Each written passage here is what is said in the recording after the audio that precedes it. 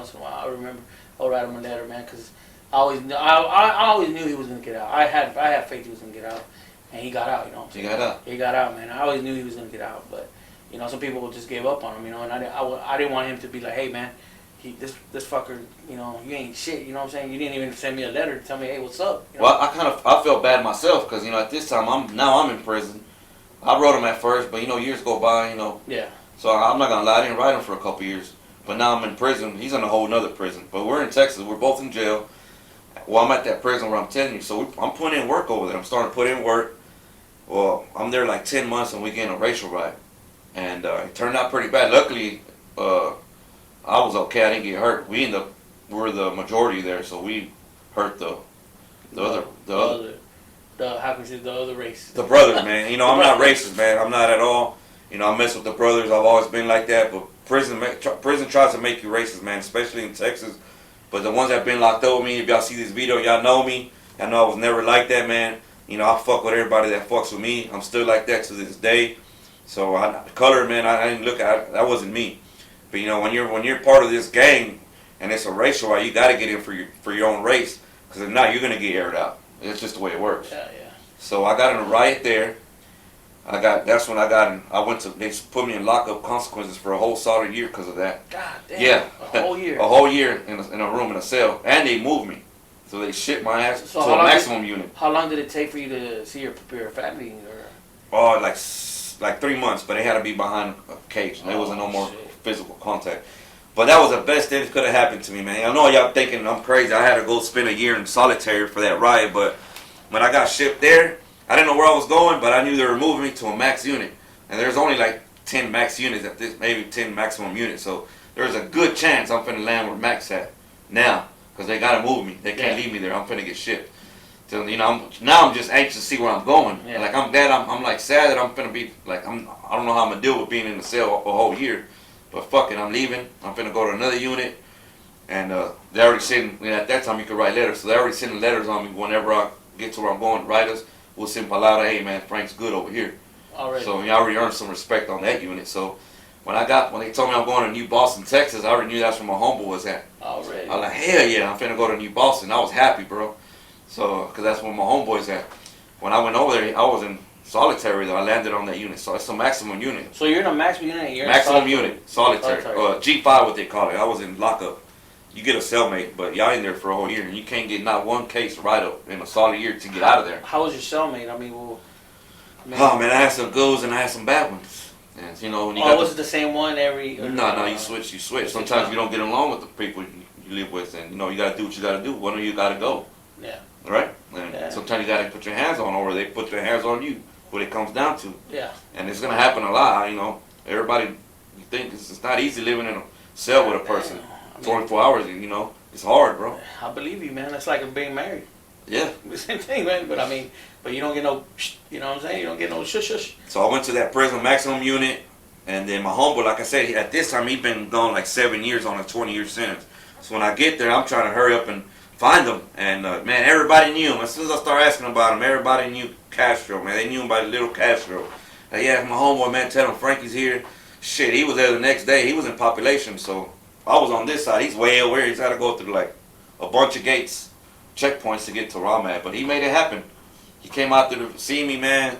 We talked through the cell because, I'm in trouble at this time. We talked for an hour. It was good to see him. And I ain't seen him in like 7-8 years. What was the first thing he told you when he talked to you? What, you remember? Nah, man, he was just happy, bro. We're both happy because he ain't never been locked up with somebody from the hood either. Yeah.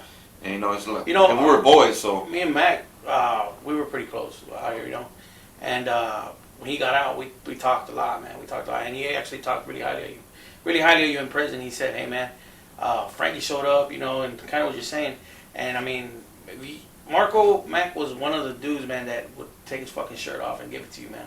He was one of those dudes, but that I knew out here. I didn't know him in prison, but from what I hear, he was a bad motherfucker, man. And my homeboy was a pretty boy, man. He was a little dude. Now, this guy, he went into prison. 17 years old. 130 pounds. He was little, man. He was maybe, what, like 5'6", 5'5"? Something like that. Little dude. Little dude. And I remember, man. No tattoo. He didn't look thuggish at all. Nothing. Cool looking dude, man. Like I'm talking about, he was a pretty boy. His name was Marcos Antonio Castro, and we called him Mac. It's funny, Marcos Antonio Castro. You know, I think his mom and dad knew he was gonna be a pretty boy. You know what I'm saying? Yeah. But he had all the girls out here, man. He had how many babies did he have? He A had shitload of babies, man. Yeah. He had a bunch of baby mamas. I'll tell you that, man. But well, anyways, man. So now Marco sees you. Now Marco knows you're there. Yeah, he knows I'm there. He knows you're there, and you do a whole year, and then you finally get to come out. And I come out, but in that when I got there, so we're talking. I'm telling him, man. He asked me, "Are you done with blast?" I'm thinking I heard he was blasting for years. And I said, "Yeah, I'm still blasting." He said, what about you? I was, nah, I'm solo. So he had got out the gang. I didn't know that. I'm thinking he's still blasting. Yeah. I didn't know. I'm still learning the prison penitentiary. I'm fresh in still, a year in. Yeah. So he's saying he ain't blasting no more. He let it go. He's doing his own thing. He's by himself.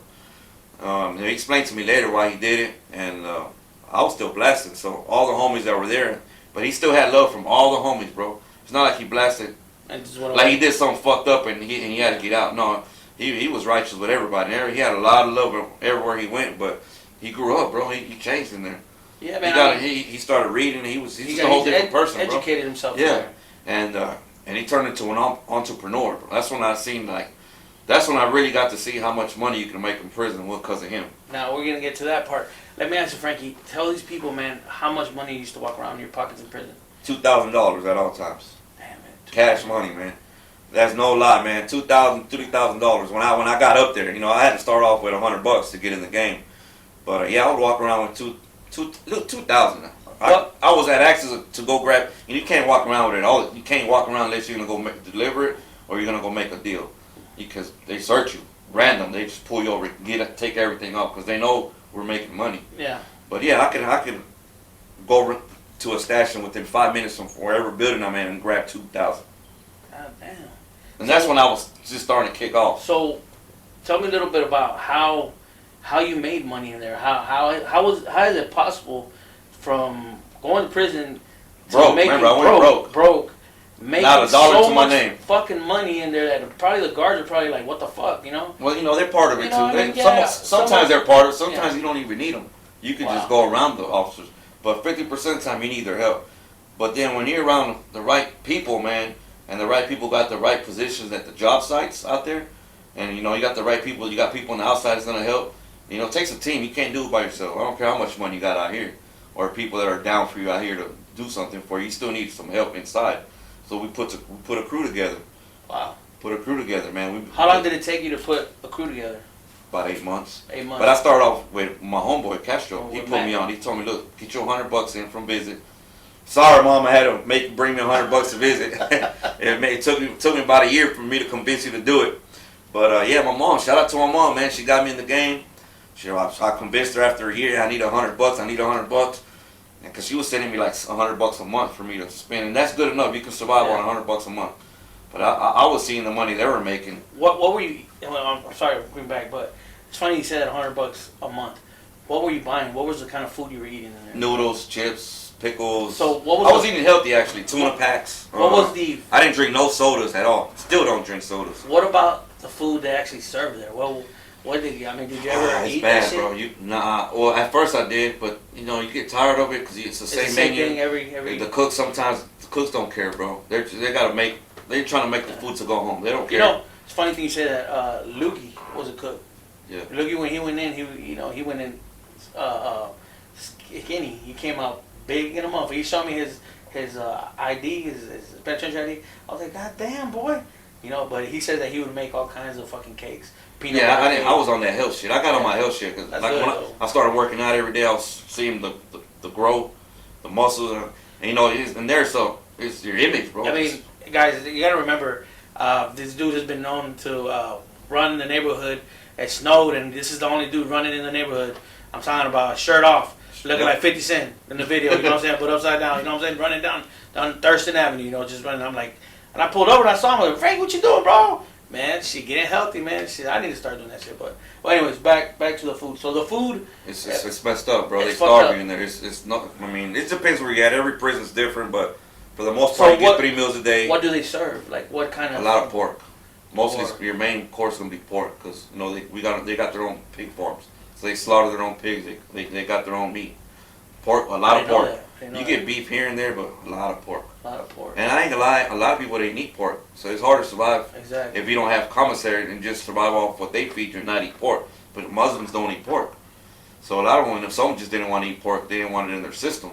I would eat everything, bro. I was trying to gain weight. Yeah, yeah. I still eat pork to this day, but I don't eat it often. Yeah. But they feed you a lot of pork, man. Pretty much the same thing. Pancakes. Oatmeal. Oatmeal, Yeah, but with that. no flavor. It's either overcooked or undercooked. Well, the oatmeal you can't go wrong, but you know, like the scrambled eggs. You know, like I said, some of the cooks don't care, bro. They just want to cook the meal, go home. Some don't take pride. I ain't gonna lie, not all the cooks are the same. Some will take pride in what they do. And, you know, they actually make some good food and throw the extra seasoning, you know, to give it flavor. But for the most part, bro, if you don't have no commissary, it's gonna be bad. Now, did you learn how to make tamales and? Oh yeah, I learned how to cook, but I ain't gonna lie, I was spoiled, bro. Once I touched the money, you know, because once you got money in there, you got power. You already got the people behind you. I got all the muscle. I got homeboys that got 40, 50 years. I'm the only one that got like 8 years at this time. I'm in a maximum prison where my homeboys got 20, 30, 50 life sentences, bro. So their mentality is a lot. It's not like mine. I'm not willing to kill nobody in prison, unless I have to, if it's to defend myself. But you know, my homeboy, I had some crazy homeboys that were down, bro. They had my back, and I'm the one making them power moves. So I got the money and I got the power. I got the people. I got the soldiers behind me. So I got spoiled, man. I did what I wanted to do. Wow. So now that you're in prison, bro, you're making money, bro. How did you? I'm off drugs at this time. Off drugs. You're like you're healthy as you've ever been in your life. Yep. You're gaining weight. You're getting big. You know what I'm saying?